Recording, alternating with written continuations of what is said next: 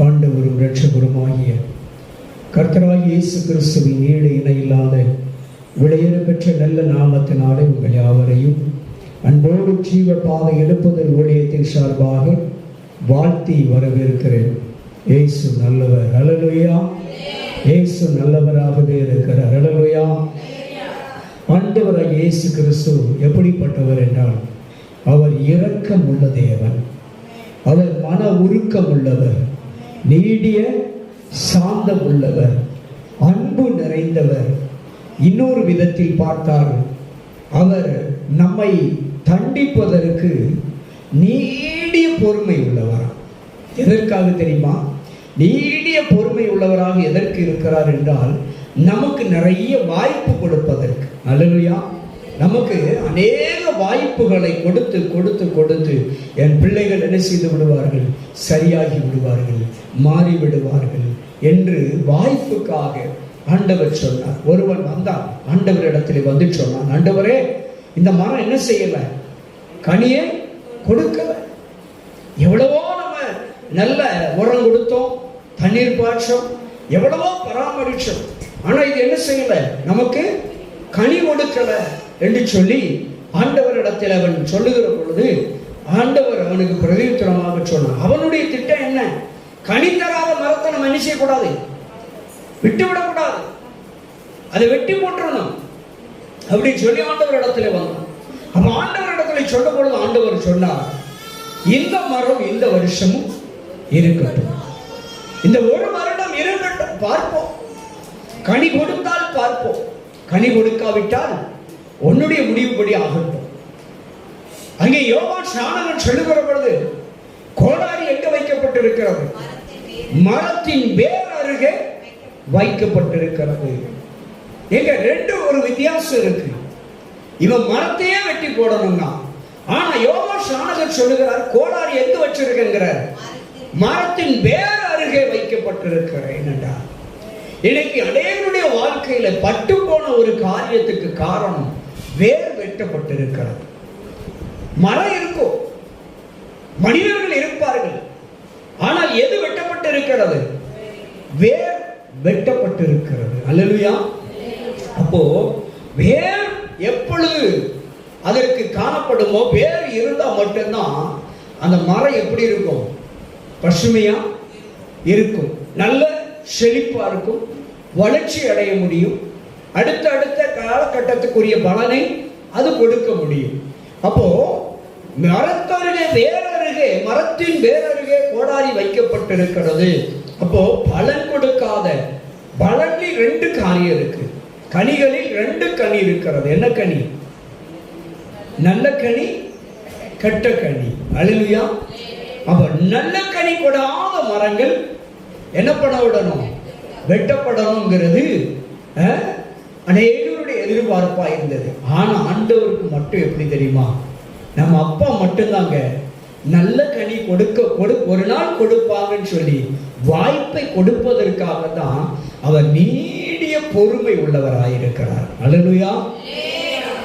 நல்ல கனிகள் என்னைக்காவது ஒரு நாள் கொடுத்து விடுவார்கள்.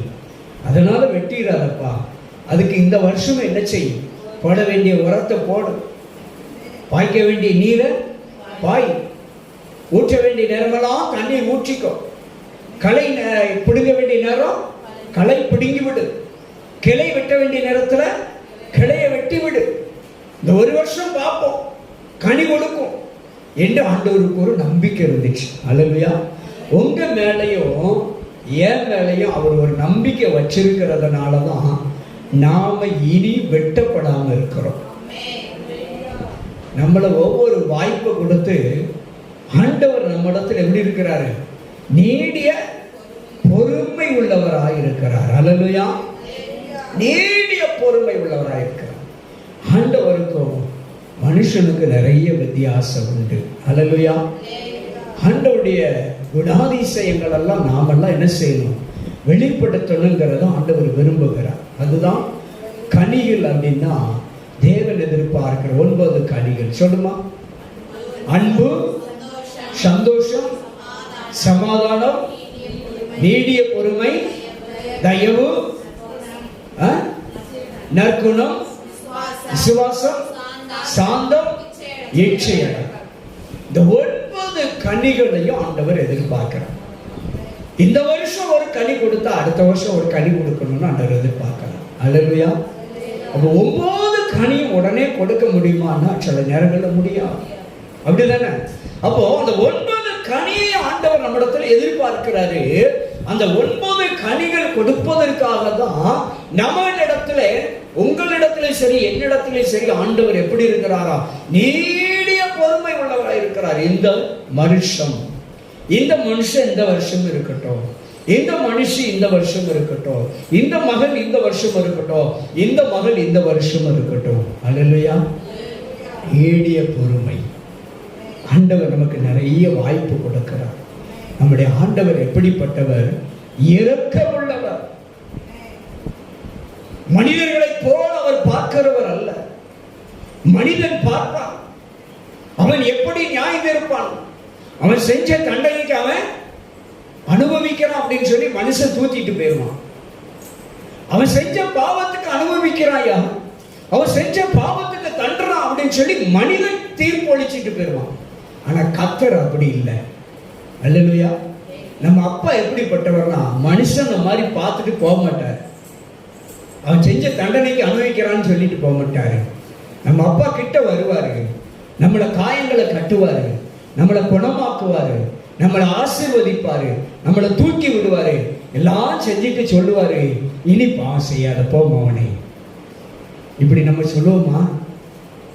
இனி பாவம் செய்யாத. ஆனா நம்ம என்ன சொல்றோம்? அவன் செஞ்ச தண்டனைக்கு அனுபவிக்கிறான் அப்படின்னு சொல்லிட்டு நம்ம பாட்டுல போயிடுறோம். ஆனா அது இல்லை ஆண்டவருடைய திட்டம். நம்ம அப்பாவுடைய பார்வையே வேறங்க. நம்ம அப்பாவுடைய பார்வை என்ன எப்படின்னா, என் பிள்ளை மறுபடியும் திருந்திடுவான், சரியாயிடுவான், அவனுக்கு சொல்லதுக்கு ஆள் இல்லை. அல்லேலூயா. ஆனா ஒன்று மட்டும் உண்மைங்க, நமக்கு ஒருத்தர் இருக்கிறாரு, ஆலோசனை சொல்ல கர்த்தர். அல்லேலூயா. நமக்கு ஒருவர் ஆலோசனை சொல்ல ஒருவர் இருக்கிறார். அல்லேலூயா. எங்க இயேசு கிறிஸ்து கிட்ட மட்டும் வந்தாதாங்க எல்லாத்துக்கும் பதில் இருக்கு. மனுஷன் கிட்ட போனா பதில் இருக்கா? அவன் என்ன செஞ்சிருவான்? தோண்டி புதைச்சி போயிடுவான். ஆனா ஆண்டவர்கிட்ட மட்டும்தான் மறுவாழ்வுக்கு வழி இருக்கு. அவர் சொன்னார், நானே வழியும் சத்தியமும் ஜீவனமாக இருக்கிறேன்னு சொன்ன ஆண்டவர் இடத்துல தாங்க உங்களுக்கு எனக்கும் மறுபடியும் ஒவ்வொரு நாளும் ஒரு வாய்ப்பு கொடுக்கப்படுகிறது. இயேசுவா கிட்ட மட்டும் நமக்கு மறுவாழ்வு இருக்கிறது. இயேசு சொல்லுகிறார், பரிசுத்த வேதத்தில் சொல்லப்பட்டிருக்கிறது, உன் இருதயம் வாழும். என்ன வாழும்? உன் இருதயம் வாழும். அப்போ நம்முடைய சரீரத்தில் அது ஒரு உறுப்பு. அப்படிதானே? நம்முடைய சரீரங்களில் அது ஒரு உறுப்பு. அப்படி என்று சொன்னால் பல உறுப்புகள் இருக்கிறது. அப்படி என்று சொன்னால் எந்த உறுப்பில் யாருக்கு பாதிப்பு இருக்கிறதோ அந்த உறுப்பு அப்பா கிட்ட சொல்லணும், ஆண்டவரே என் கிட்னி வாழும். ஆமென் சொல்லுங்களேன். என் கிட்னி வாழும். இப்படி ஒவ்வொரு எந்த உறுப்புல நம்ம பாதிக்கப்பட்டிருக்கோமோ அந்த உறுப்பை பார்த்து சொல்லணும், ஏசப்பா கிட்ட சொல்லணும், இந்த உறுப்பு வாழும். என் கண்கள் வாழும், என் செவிகள் வாழும், என் இருதயம் வாழும், என் நுரையீரல் வாழும். அல்லேலூயா. இன்னைக்கு அநேகர் பாதிக்கப்படுகிறது கர்ப்பப்பையில். அநேகர் இன்னைக்கு பாதிக்கப்படுகிறது கல்லடப்பு. நிறைய பேர் பாதிக்கப்படுறாங்க. சுகர்ல பாதிக்கப்படுறாங்க, பிரஷர்ல பாதிக்கப்படுறாங்க, ஹை பிரஷர், லோ பிரஷர். பிரஷர்லையும் பல பகுதி பிரஷர் இருக்கு, கண்ணுலையும் பிரஷர் இருக்குன்னா பாருங்க. அப்போ அந்த உறுப்பை நம்ம ஆண்டவர்கிட்ட என்ன செய்யணும்? சொல்லணும், ஆண்டவரே என் கண்ணு வாழும் சொல்லுங்க. அப்படிதானே? என் சரீரம் வாழும். ஏன்னா நம்ம அப்பா இரக்கம் உள்ளவர். நம்ம அப்பா இரக்கம் உள்ளவர். இந்த மூளையில ஓடுற அத்தனை நரம்பை அவர் பார்த்துட்டு இருக்கிறார்.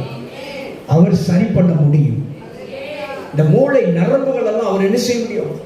சரி பண்ண முடியும். உங்க பிள்ளையை உலகம் சொல்லும், மருத்துவம் சொல்லும், உறவுகள் சொல்லும், your chapter close. என் ஃபைல் க்ளோஸ்ன்றுவாங்க, இனி எவ்வளவுதான் என் வாழ்க்கைன்னு சொல்லுவாங்க. ஆனா இயேசு மறுபடியும் என் பிள்ளை வாழ்வான் பாரு. ஏசப்பா மட்டும்தான் சொல்லுவாரு இந்த பிள்ளை இன்னும் வாழும் அப்படின்னு. மனுஷன் சொல்லுவான் இந்த பிள்ளை இதோட முடிஞ்சிட்டு, இந்த பிள்ளைக்கு இன்னும் வாழ்க்கை இல்லை அப்படின்னு நினைப்பான். ஆனா ஏசப்பா மட்டும்தான் சொல்லுவாரு என் பிள்ளைக்கு இனிமேதான் வாழ்க்கை இருக்கு. அல்லேலூயா. என் பிள்ளைக்கு இனிதான் வாழ்க்கை இருக்கிறது. ஏன் தெரியுமா? பரிசுத்த வேதத்தில் அழகா ஒரு வாக்குத்தத்தம் இருக்கு, வாசிங்க. சங்கீதம் 31:15 சொல்லுகிறது. சங்கீதம் 31:15 வாசிக்கலாம். என்னுடைய காலங்கள் உமது கரத்தில் இருக்கிறது போல். நம்முடைய காலங்கள் எல்லாம் எங்க இருக்கிறதா? கர்த்தருடைய கரத்தில் இருக்கிறது. நாம் எந்தெந்த காலங்களிலே பயணித்து வந்தோம் என்பது எல்லாருக்கும் நன்றாக தெரியும். பல காலங்கள் வறுமையிலே பயணித்து வந்திருக்கிறோம், பல காலங்கள் வெறுமையிலே பயணித்து வந்திருக்கிறோம், பல காலங்கள் வியாதியிலே பயணித்து வந்திருக்கிறோம், பல காலங்கள் நோயிலே பயணித்து வந்திருக்கிறோம். சண்டை, சச்சரவு, உபத்திரவம், நெருக்கடி, போராட்டம், நிந்தை, அவமானம், கண்ணீர், இப்படியாய் பயணித்து வந்திருக்கிறோம். ஆனா இயேசு சொல்லுகிறார் இந்த நல்ல பகல்கால வேளையில உன் காலம் என் கரத்தில் இருக்கிறது. அல்லேலூயா. நம்முடைய காலம் எங்க இருக்குதா? அவர் கரத்தில் இருக்கு. அந்த கரத்துல என்ன இருக்கு? எனக்காக அடிக்கப்பட்ட காயங்கள் இருக்கிறது. எனக்காக அடிக்கப்பட்ட ஆணிகளால் அடிக்கப்பட்ட அந்த தழும்பு இருக்கிறது. அந்த தழும்புள்ள கரத்துல தான் உங்க வாழ்க்கை, உங்க பிள்ளைகளுடைய வாழ்க்கை, உங்க கணவர் வாழ்க்கை இருக்குங்க. நம்முடைய வாழ்க்கை எங்க இருக்கு? தழும்புகள் நிறைந்த கரங்களில் இருக்கிறது. அவருடைய கரத்துல ஒப்பு கொடுத்துருங்க. அப்பா, என் எதிர்காலம் உங்க கரத்தில் இருக்கு. நம்ம ஒண்ணு நினைப்போம், கர்த்தர் ஒண்ணு நினைப்பார். உன் நினைவுகள் என் நினைவுகளும் அல்ல, உங்கள் வழிகள் என் வழிகளும் அல்ல. நம்ம ஒண்ணு நினைப்போம், கர்த்தர் ஒண்ணு நினைச்சு வச்சிருப்பாரு. அல்லேலூயா. அப்ப நம்முடைய காலங்கள் எங்க இருக்கிறதுன்னா ஆணிகள் பாய்ந்த தளமுள்ள கரத்தில் இருக்கிறது. நம்ம அப்பா நம்மளை விடுவாரா? விடவே மாட்டாருங்க. ஏன்னா அந்த கரம் ஆசீர்வதிக்கிற கரம். அந்த கரம் உங்களையும் என்னையும் நடத்துகிற கரம். அந்த கரம் தாங்க உங்களையும் என்னையும் தூக்கி விட்ட கரம். அந்த கரம் தான் இனி நம்ம விழுந்தாலும் தூக்கி விடுகிற கரமாகவும் இருக்கு. அப்ப அந்த கரத்துல தானே நம்ம வாழ்க்கை இருக்குது. எதுக்கு நம்ம கவலைப்படணும்? அல்லேலூயா. மாம்சத்தில் அநேக நேரம் மனுஷங்கிறப்ப யோடியா சொன்னார், நானும் உங்களை போல பாடுள்ள மனுஷன் தான். எவ்வளவு பெரிய அற்புத அடையாளங்களை செய்த எலியாவே சோர்ந்து போகிற பொழுது நாமெல்லாம் ஏமாத்திரம். அல்லேலூயா. ஆனால் ஒன்று மட்டும் நிச்சயம் நமக்கு இருக்கிறது, நம்முடைய காலங்கள் அவர் கரத்தில் இருக்கிறது. அதே சங்கீதம் 38:9 சொல்லுகிறது. வாசிங்க பார்ப்போம். சங்கீதம் 38:9. ஆண்டவரே, என் ஏக்கங்கள் எல்லாம் உமக்கு முன்பாக இருக்கிறது, என்னுடைய தவிப்பு எல்லாம் உமக்கு மறைவாக இல்லை. எவ்வளவு அருமையான வார்த்தை பாருங்கள். ஆண்டவரே, கர்த்தராகிய இயேசுவே, எனக்காக தன் ஜீவனை சிலுவையிலே கொடுத்தீரப்பா. எனக்காக உம்முடைய அன்பு கரங்களில் ஆணிகள் அடிக்கப்பட்ட அந்த கரங்களில் அல்லவா என் எதிர்காலம் இருக்கிறது என்று சொன்னீரே. இதோ எனக்காக அப்படி சொன்ன அந்த ஆண்டவரே, உம்மிடத்தில் தான் என் ஏக்கமெல்லாம் இருக்கிறதப்பா. என் துக்கமெல்லாம் நீர் அறிந்திருக்கிறீர் ஆண்டவரே. என்னை விடுவிக்கிறதும் உம்மிடத்தில் அல்லவா இருக்கிறது என்று சொன்னார். அல்லேலூயா. அப்ப நம்ம விண்ணப்பங்கள், நம்முடைய வேண்டுதல்கள், நம்முடைய கவலை, நம்முடைய கண்ணீர் எல்லாம் எங்க இருக்கிறதா? அவர் கரத்தில் இருக்கிறதுங்க. அவர் கரத்தில் இருக்கிறது. அவர் நம்மை கைவிடவே மாட்டார். நம்மளுக்கு ஏன்னா வேதம் சொல்லுது, அவர் உங்களை என்னையும் உள்ள கையில் வரைந்து வைத்திருக்கிறார். எப்படி வரைந்திருக்கிறாரு? உள்ள கையிலே வரைந்திருக்கிறார். ஹல்லேலூயா. உங்களையும் என்னையும் உள்ள கையில் வரைந்திருக்கிறார்.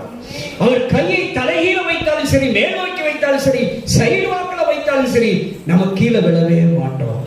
ஏன்னா நம்ம எப்படிப்பட்ட கரத்தில் இருக்கிறோம்? பலத்த கரத்துக்குள் இருக்கிறோம். ஹல்லேலூயா.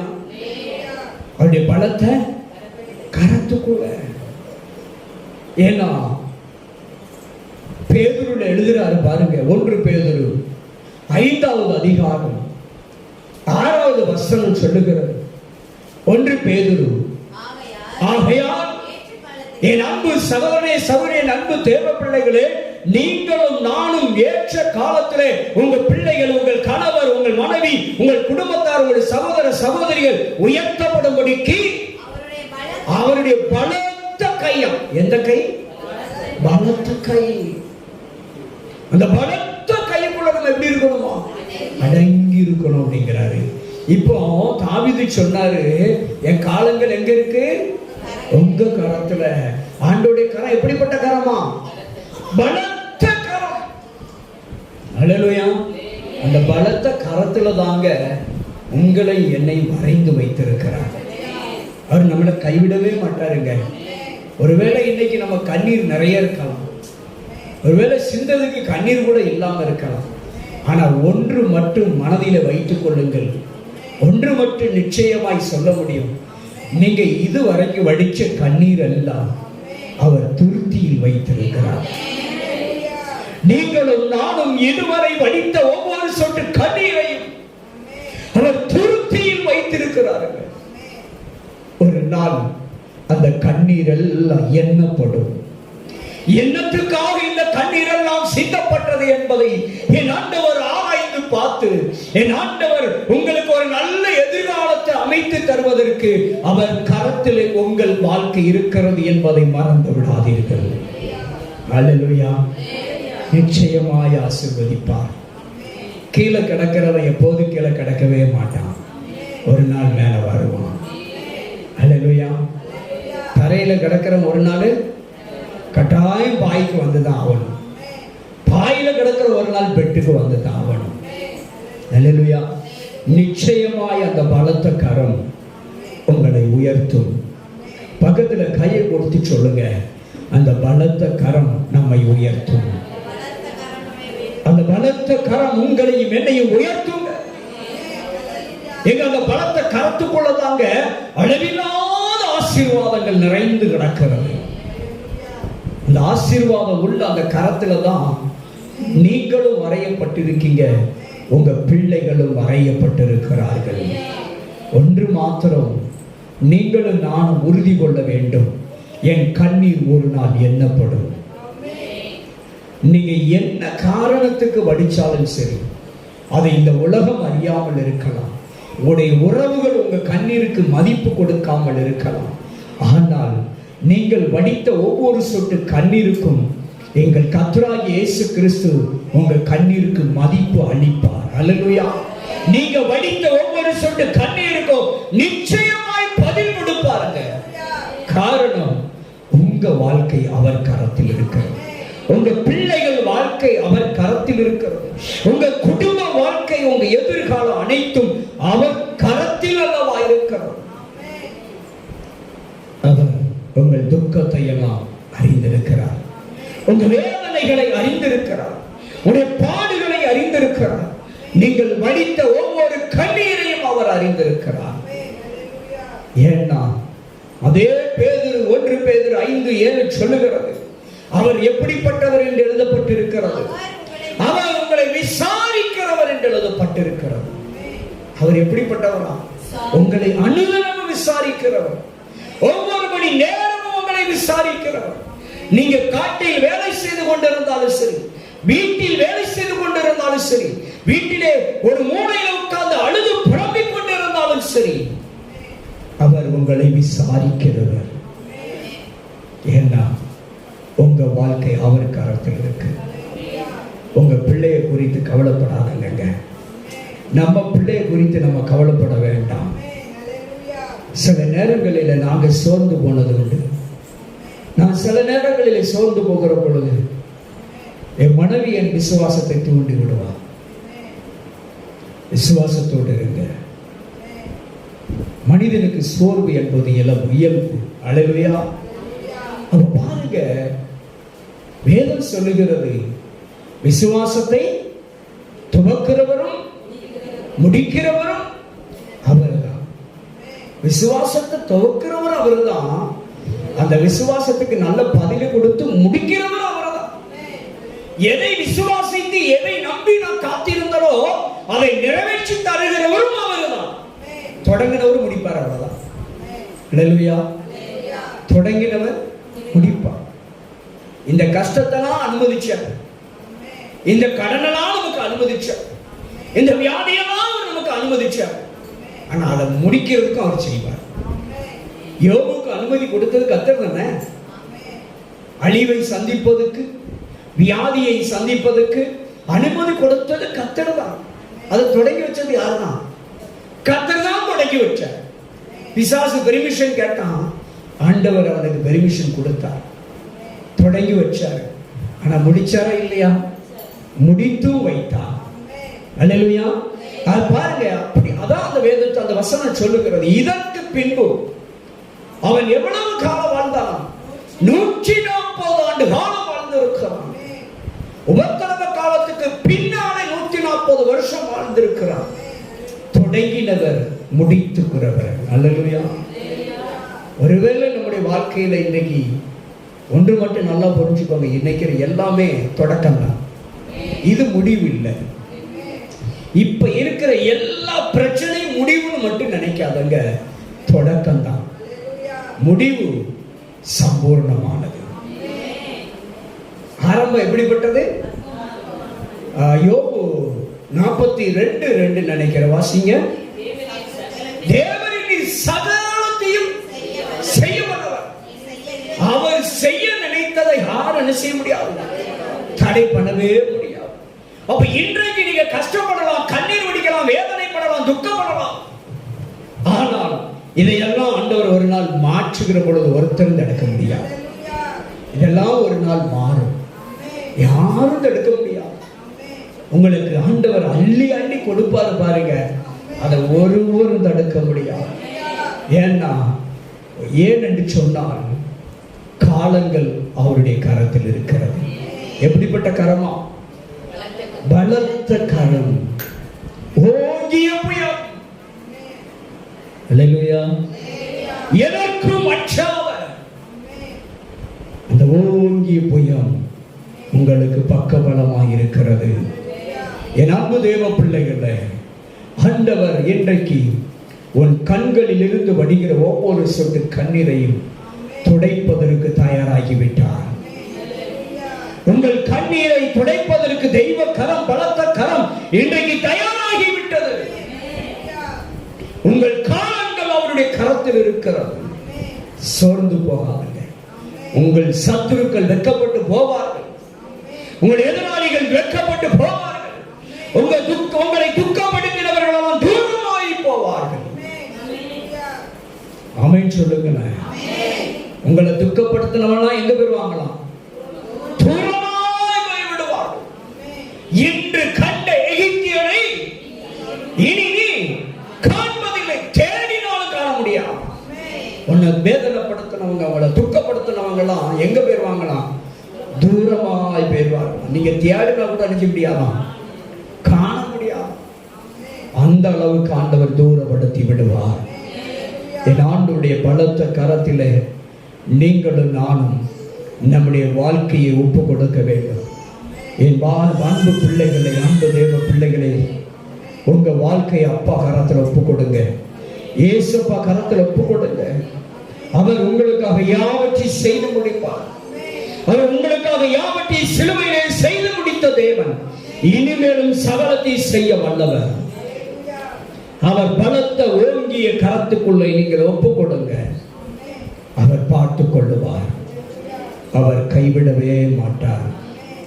கைவிடார் இயேசு, கைவிடார், கைவிடார் இயேசு, கைவிடார் என்னை ஒருபோதும் அவர்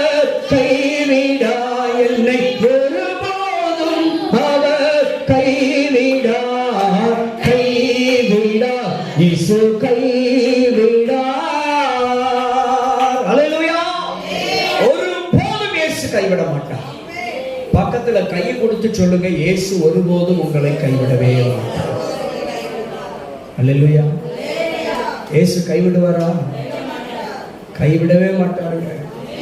ஒருவேளை நம்ம இன்னைக்கு இருக்கிற நிலைமை பார்த்து ஆண்டவரை பார்த்து நம்மளே கேள்வி கேட்கிறோம், ஆண்டவரே என்னை கைவிட்டுட்டீங்களாப்பா, இசபா என்னை மறந்துட்டீங்களா? அப்படிப்பட்ட நிலைமை நம்மளை துரத்தலாம். ஒருவேளை அப்படிப்பட்ட சூழ்நிலை நம்மளை துரத்தலாம். ஆனால் இயேசு நம்மளை மறக்கவும் மாட்டார், நம்மளை வெறுக்கவும் மாட்டார், கைவிடவும் மாட்டார். ஏனென்றால் அவருடைய கரத்தில் நம்முடைய காலம் இருக்கிறது. இனி வருகிற ஒவ்வொரு காலமும் உங்களுக்கு ஆசீர்வதிக்கப்பட்ட காலம். இனி வருகிற ஒவ்வொரு காலம் உங்க பிள்ளைகளுக்கு, உங்க குடும்பத்துக்கு ஆசீர்வதிக்கப்பட்ட காலம். அல்லேலூயா. எல்லாரும் சொல்லுங்க, இனி என்னுடைய காலம் பொன்னான காலம். இனி எனக்கு வருகிற காலம் பொற்காலங்கள். அல்லேலூயா. கையை கொடுத்து சொல்லுங்க, இனி நமக்கு எல்லாம் பொற்காலம் தான். அல்லேலூயா. மன்னா உனக்கு பொற்காசு தருவேன்னு சொன்னாரா? நம்முடைய மன்னன் பொற்காசு தருவான். அல்லேலூயா. இனி பொற்காலம் தான் நமக்கு. நிச்சயமாக அற்பமாக, ஏளனமாக, கேவலமாக நினைச்ச மக்களுக்கு தான் நம்மளை கர்த்தர் உயர்த்த போகிறார். எவ்வளவு அற்பமாய், கேவலமாய், ஏளனமாய் நினைத்தார்களோ அதே ஜனங்கள் மத்தியில் கர்த்தர் நம்மளை உயர்த்த போகிறார். நிச்சயமாய் நம்மளை உயர்த்துவார்கள். ஆண்டவர் கரத்தில் இருக்கிறீங்க, கைவிடவே மாட்டார். யார் கைவிட்டாலும் சரி, இயேசு கைவிடவே மாட்டார். உலகம் கைவிடலாம், உறவுகள் கைவிடலாம், நம்பினோர் கைவிடலாம், நம்பின காரியங்கள் கைவிட்டு போகலாம். இயேசு மாத்திரம் கைவிடவே மாட்டார். ஏனெனில் அவருடைய உள்ள கையில் நீங்கள் பொறிக்கப்பட்டிருக்கிறீர்கள். அவருடைய உள்ள கையில் உங்களுடைய கரங்கள், உங்களுடைய வாழ்க்கை தரமில், உங்களுடைய வாழ்க்கை காலங்கள் இருக்கிறது.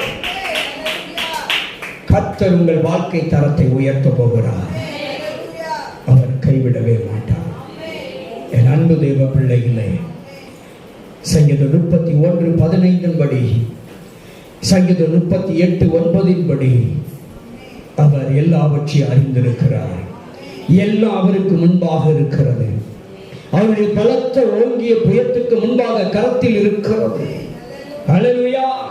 ஒரே ஒரு வசனம் வாசிக்கலாமா? மத்தேயு சுவிசேஷம் 14வது அதிகாரம் 14வது வசனத்தை ஒருவர் வாசிக்கலாம். இன்னொருவர் மத்தேயு சுவிசேஷம் 20வது அதிகாரம் 34வது வசனத்தை ஒருவர் வாசிக்கலாம். இயேசு வந்து திரளான ஜனங்களை கண்டு அவர்கள் மேல் மனம் உருகி அவர்கள் வியாதியஸ்தர்களாய் இருக்கிறார்கள் என்று கண்டு அவர்களை சுஸ்தமாக்கினார். ஒருவேளை பெரிய கூட்டத்துக்கு மத்தியில, பெரிய குடும்பத்தில் நீங்க இருக்கலாம். அந்த பெரிய குடும்பத்தில் உங்களை மட்டும் தேடி வந்து உங்களை குணமாக்க போகிறார், உங்களை சுகமாக்க போகிறார், உங்களை உயர்த்த போகிறார். அநேகருக்கு மத்தியில உங்களை மட்டும் கர்த்தர் தெரிந்து கொள்ள போகிறார். அல்லேலூயா. இயேசு மன உருக்கம் உள்ளவர், மனம் உருகி, அப்படிதான் எழுதியிருக்குது. எப்படியா? மனம் உருகி அவர் உங்களை குணமாக்க போகிறார். அவர் உங்களை சுஸ்தமாக்க போகிறார். அவர் உங்களை விடுவிக்க போறாருங்க. நீங்கள் தப்புவிக்கப்பட போகிறீர்கள். காரணம், அவர் மன உருக்கம் உள்ளவர். அவருடைய கரத்திலே நீங்கள் இருக்கிறபடியால், உங்களுடைய காலங்கள் அவருடைய கரத்தில் இருக்கிறபடியால், அவருடைய ஓங்கிய பயமும் அவருடைய பலத்த பயங்கரமான கரமும் உங்களை வழிநடத்த போகும் வண்ணமாய் ஆண்டவர் உங்கள் மீது மனம் உருகி உங்களை குணமாக்க போகிறார், உங்களை சுஸ்தமாக்க போகிறார், உங்களை விடுதலையாக்க போகிறார். 20வது அதிகாரம் 34வது வசனம். இயேசு மனதுருகி அவர்களுடைய கண்களை தொட்டார். அவர்கள் எல்லாரும் உடனே எப்படி அடைந்தார்களாம்? பார்வை அடைந்தார்கள். ஒருவேளை இன்றைக்கு உங்களுடைய ஆசீர்வாதத்தை கண்டுபிடிக்க முடியாமல் நீங்களும் நானும் ஒரு இருண்ட வாழ்க்கையில் இருக்கலாம். ஒரு கூட்டாட்டம் உள்ளவர்களை காணப்படலாம். ஆண்டவர் இன்றைக்கு நம்முடைய கண்களை திறக்கிறார். மனம் உருகி உங்கள் கண்களை, என்னுடைய கண்களை கத்த திறக்கிறார். எதுக்கு தெரியுமா? நம்ம கஷ்டம் எல்லாம் மாறுபடியான ஆசீர்வாதத்தை காண, வெளிச்சத்தை காண, மகிமையை காண்பதற்கு இன்றைக்கு கர்த்தர் நம்முடைய கண்களை திறக்கிறார். நம்முடைய மன கண்களை கர்த்தர் மனதுருகி இன்றைக்கு திறக்கிறாருங்க. ஆசீர்வாதத்தை காண போறீங்க. போதும், இதுவரைக்கும் இருண்ட பகுதியை பார்த்தது போதும். இனி வெளிச்சத்தை பார்க்க போகிறோம். இனி வெளிச்சத்தை பார்க்க போகிறோம். ஒரு ஆசீர்வாதத்தின் மகிமையை பார்க்க போகிறோம். கர்த்தர் மனம் உருகி இன்றைக்கு நம்முடைய மன கண்களை திறக்கிறார். ஆமென் சொல்லுங்க. காரணம், அவருடைய பலத்த கைகளுக்குள் நம்முடைய காலங்கள் இருக்கிறது. ஒப்பு கொடுங்க. ஆண்டவரே, என் காலங்கள் உம்முடைய கரத்தில் இருக்கிறதப்பா என்று ஒவ்வொரு நாள் ஒப்பு கொடுங்க. தேவன் நிச்சயமாய் ஆசீர்வதித்து விடுதலையாக்கி, சுஸ்தமாக்கி, சுகமாக்கி ஆண்டவர் நல்ல வாழ்க்கை வாழ வைப்பார். அல்லேலூயா. ஒரு விஷயம், எல்லாரும் கண்களை மூடுவோமா? கிருபை நிறைந்த தகப்பனே, இந்த நல்ல பகல்கால வேளையில் எங்களோடு கூட பேசுறீங்கப்பா. இதோ என் காலங்கள் உங்களுடைய கரத்தில் இருக்கிறது என்று சங்கீதம் 31:15 வாசிக்கப்பட்டது போல், இதோ இங்க வந்திருக்கிற எங்களுடைய எல்லாருடைய ஆண்டவரே, இந்த செய்தியை கேட்கிற பார்க்கிற பிள்ளைகளுடைய காலங்கள், அவருடைய குடும்பத்தாருடைய காலங்கள், மனைவி, கணவர், பிள்ளைகள், பெற்றோர், ஆண்டவரே, உறவுகள், நண்பருடைய காலங்கள் எல்லாம் உங்க கரத்தில் இருக்கிறதப்பா. உங்க பிள்ளைகளுடைய காலங்கள் உங்க கரத்தில் இருக்கிறது. ஆண்டவரே, நீங்க ஆசீர்வதிக்க போறீங்க. இருண்ட வாழ்க்கையை மாற்ற போறீங்க. ஆண்டவரே, கண்ணீரை எல்லாம் நீர் எண்ணி ஆண்டவரே பதில் கொடுக்க போறீங்க. உங்க பிள்ளைகளுடைய கண்ணீரை இன்றைக்கு நீர் துடைத்து உங்க பிள்ளைகளை ஆசீர்வதித்து வாழ வைக்க போறீங்க. உங்களுடைய பிள்ளைகளுடைய விண்ணப்பங்கள், வேண்டுதல்களை கேட்டு நல்ல பலனை கொடுக்க போறீங்க டேடி. அதற்காய் நன்றி. உங்க பிள்ளைகளை நீர் விடுவிக்க போறதற்காய் நன்றி. உங்க பிள்ளைகளுடைய காலங்களை இந்த நிமிடத்திலிருந்து நீர் பொறுப்படுத்திக் கொண்டதற்காக, ஏற்றுக்கொண்டதற்காய் நன்றி டேடி. உங்களுடைய பலத்த கைக்குள் இன்றைக்கு உங்க பிள்ளைகளை ஒப்புக் கொடுக்கிறோம். உங்க பிள்ளைகளுடைய எதிர்காலங்கள் எல்லாம் இன்றைக்கு உடைய பலத்த கரைக்குள்ளே ஆண்டவரே, ஒவ்வொரு வாலிப பிள்ளைகள், வாலிப சகோதரிய எதிர்காலங்களை உங்க கரத்தில் ஒப்புக் கொடுக்கிறோம் ஐயா. உங்களுடைய பராக்கிரமமான கரத்தில், உங்களுடைய பயங்கரமான பலத்த கரத்துக்களை ஒப்புக் கொடுக்கிறோம். ஆண்டவரே, ஆசீர்வதிங்கப்பா. பொறுப்படுத்திக் கொள்ளுங்க ஆண்டவரே, பொறுப்படுத்திக் கொள்ளுங்க டேடி. பெற்றோர்களால் முடியாத ஆண்டவரே, உறவுகளால் முடியாதப்பா, வாலிப பிள்ளைகளுடைய எதிர்காலங்கள் முழுவதும் உங்க கரத்தில் நாங்கள் ஒப்புக் கொடுக்கிறோம். நீங்க பொறுப்படுத்திக் கொள்ளுங்க. ஒவ்வொரு குடும்பத்தினுடைய எதிர்காலத்தையும் உங்க கரத்தில் ஆண்டவரை ஒப்புக் கொடுக்கிறோம் ஐயா. ஆசீர்வதிங்கப்பா. படிக்கிற பிள்ளைகள், கல்லூரி படிக்கிற பிள்ளைகள், விடுதியிலே தங்கி படிக்கிற பிள்ளைகள், தூரமாயிருந்து படிக்கிற பிள்ளைகள், தூர இடத்தில் இருந்து படிக்கிற வாலிப பிள்ளைகள், பெண் பிள்ளைகளை எல்லாம் பாதுகாக்க முடியாது உங்க கரத்திலே அவருடைய காலங்களை ஒப்புக் கொடுக்கிறோம் டாடி. ஒப்புக் கொடுக்கிறப்பா. பாதுகாத்துக் கொள்ளுங்க டாடி. உத்தரவாதம் கொடுங்கப்பா. உங்க வாழ்க்கைக்கு பாதுகாப்புக்கும் உங்களால மட்டும்தான் பாதுகாப்பின் உத்தரவாதத்தை கொடுக்க முடியும்படி அறிந்திருக்கிறோம் ஐயா. அதனால் வாலிப பிள்ளைகளுடைய காலங்களை எல்லாம் உங்க கரத்தில் ஒப்புக் கொடுக்கிறோம் டாடி. பொறுப்படுத்திக் கொள்ளுங்கப்பா. ஆசீர்வதிங்க. வந்திருக்கிற எல்லா பிள்ளைகளுடைய கண்ணீரையும் துடைப்பினார். ஆண்டவரே, இந்த வார்த்தையை கேட்கிற பார்க்கிற பிள்ளைகளுடைய கண்ணீர் எல்லாம் துடைக்கப்படட்டும் ஐயா. வேதனைகள், துக்கங்கள் எல்லாம், வியாதிகள் எல்லாம் மாறட்டும் ஆண்டவரே. சுகம் கொடுப்பினார்கள். சுகமான ஆரோக்கியமான வாழ்க்கை வாழட்டும். நீடிய வாழ்க்கை வாழட்டும் ஐயா. ஒரு ஆசீர்வாதம் இறங்கி வரட்டும் ஆண்டவரே. நன்மைகள் நடக்கட்டும். அற்புதங்களை பெற்றுக் கொள்ளட்டும் ஆண்டவரே. அற்புதம் செய்யப்பா. மனம் இறங்குங்கப்பா. அப்பா, நீர் மனம் இறங்கும் ஆண்டவரே. எல்லா பாவத்திலிருந்து, சாபத்திலிருந்து விடுதலை கொடுக்கும்படியாய் உங்களுடைய பிள்ளைகள் மீது நீர் நீடிய பொறுமை உள்ளவராய் இருந்து பிள்ளைகளை ஆசீர்வதிங்கடா. விடுவீங்கப்பா. மனம் இறங்கி விடுவீங்கப்பா. உங்க கரத்தில் நாங்கள் ஒப்புக் கொடுக்கிறோம். நல்ல வாழ்க்கை வாழ ஆண்டவரே, காலங்களை எல்லாம் உங்க கரத்தில் ஒப்புக் கொடுக்கிறோம். நீரே ஆசீர்வதித்து உயர்த்தும். நீரே பொறுப்படுத்திக் கொள்ளும். எங்களுடைய கரத்தில் நாங்கள் ஒப்புக் கொடுக்கிறோம். எங்களுடைய காலங்களை எல்லாம் உடைய கரத்தில் நாங்கள் ஒப்புக் கொடுக்கிறோம் டாடி. நீங்க பொறுப்படுத்திக் கொண்டு வழி நடத்துங்க. உங்களுடைய ஓங்கிய பயத்தினால், உங்களுடைய ஓங்கிய ஆண்டவரே பலத்த கரத்தினால் ஒவ்வொரு நாள்